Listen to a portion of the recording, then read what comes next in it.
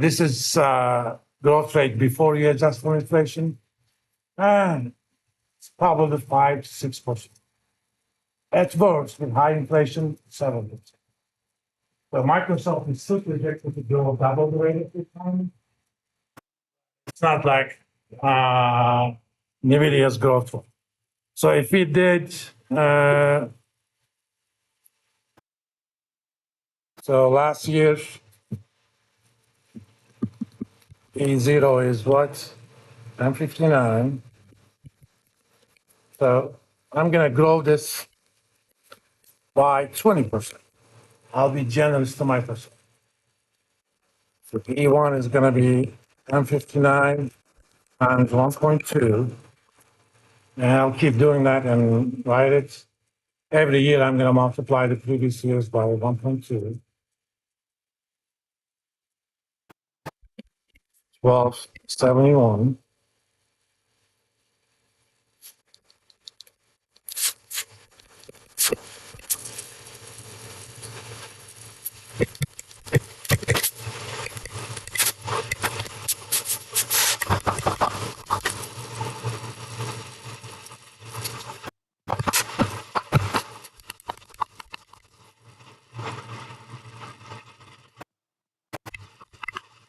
I'm going to add up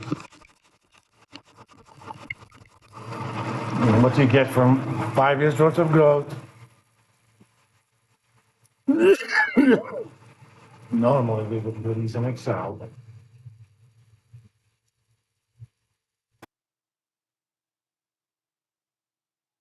Allow me to be uncivilized for today. Cannot be 2634.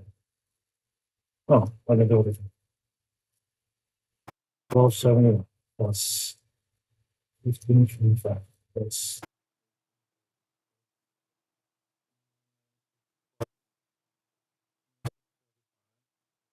So you get 9457, which leaves you with a deficit of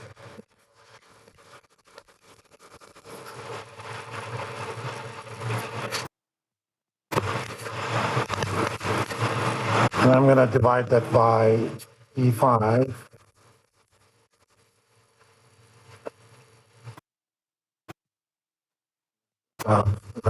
So that means so-called growth adjusted forward PE is 5 plus 11.7, which is, again, here I'm assuming that after year 5, that will be, and I do this for a living. I actually put in the expected growth rate of the economy or that sector. We do that for long term. No firm can grow above the economy or that sector. Return to mean or regression to the mean. You know, Google was growing 100% 10 years ago, 15 years ago. It's now much lower. Still high, but it's now much lower. So you have to wait 16.7 years for Microsoft, and but only 6 years for NVIDIA. Now, kind of a rough thing. If you took that my growth adjusted PE seriously, which you shouldn't, because I'm doing this just to illustrate a point.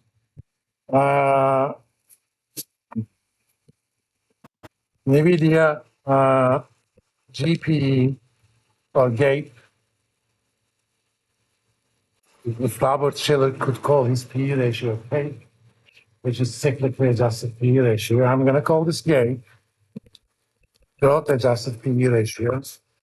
It's 590, and Microsoft's, let's be generous, let's call that 60. Ratio is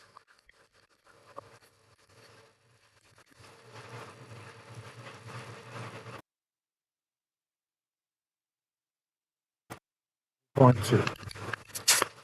This means we may compare it to like this. if I were to take Microsoft's current price at the right price, whatever your beliefs may be about the market overall, let's say you view that Microsoft is correct at price. So 404 is a good price for business. Then NVIDIA should be 3.2 times its current price, which is 727 multiplied, you get roughly $2,100.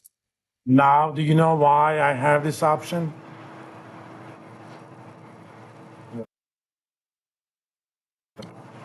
I mean, I like taking risks like these, but I'm not 30 anymore. I don't take stupid risks anymore. Given my view, I take a position that would maximize my return. That's how I use options and derivatives in general. This is the longest available and maximum strike price available. I have a right to buy 100 shares of NVIDIA by $1,480 per share. It's more than double the current price by December 26, 2026, almost 3 years. And I paid for this a lot of money, $75 per share.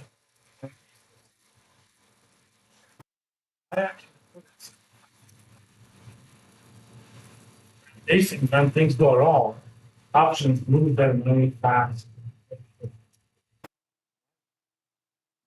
I know it's kind of two of them, but I wanted to use it. They lose their value fast very quickly. But when things go better, it's a different way around. I kind of converted my original one, which was 1380. Once 1480 became available, I rolled it into that. I bought that 1380s at $57. About 10 days later, I sold them at 86 and a half because maybe they have moved from 650 to 720. They're leveraged. There's a reason I am in that position. If NVIDIA goes to 1500, I'll make around $100,000 on my two positions. If it goes down to 650, I'll probably lose, at least on paper, close to 80% of my investment.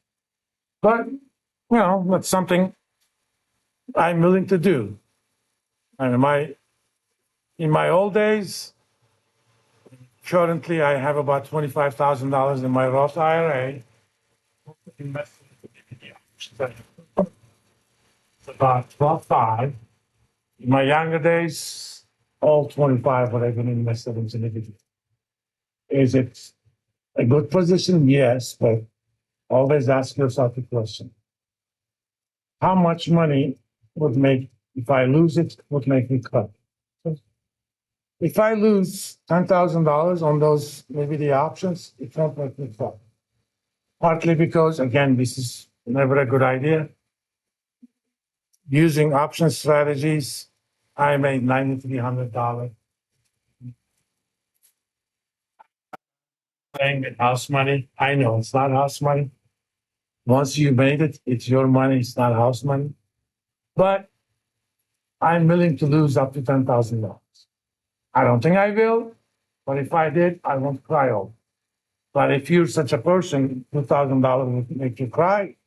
That means you have to take 1/5 of the current position in terms of size. So that's why I pay attention to those PEs. You can read about price to book and price to sales. Typically, we use price to book. When earnings are negative, price earnings ratio is meaningless. And sometimes even the equity is negative, book being book value of equity, then we compare firms based on price to sales. Back, especially if you're comparing startups, they almost always have negative earnings. So price to book or price to sales. Relatively established firms, and you go ahead and do that. And if you're a finance major, we actually talk about valuation using price multiples quite a bit. So you need to kind of think about it. Yeah, I have a more sophisticated way of calculating price adjusted, growth adjusted. Oh, there's one ratio that you can do relatively quickly. It's called PEG ratio. It's basically the PE ratio, forward or trailing,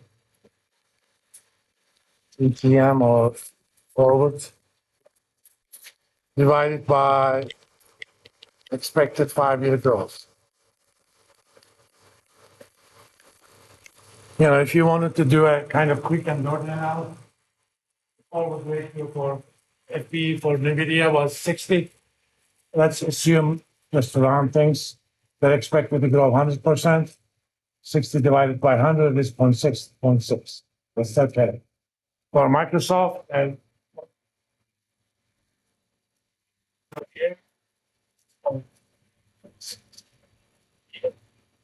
divided by 15, you're going to get 2.4. The 2.4 is 4 times as big as 0.6 of. So if you took PEG ratio as a series tool to make analysis, NVIDIA should be 2,800. Don't ever do that, but it kind of highlights trade opportunities. If I was a hedge fund manager, it's a no lose trade. Buy NVIDIA, short this company. But if you do the same analysis for Google, buy Google, short Microsoft. Their PEG and growth adjusted stuff are much lower compared to Microsoft. We'll stop here. Remember to watch those videos. It varies from 1.5 minutes to 5 minutes, depending upon the problem. Your quiz and homework is going to be live in about 1 minute. You have until next Tuesday midnight, and there will not be an extension unless, obviously, there are health issues. Don't tell me. You'll ask them.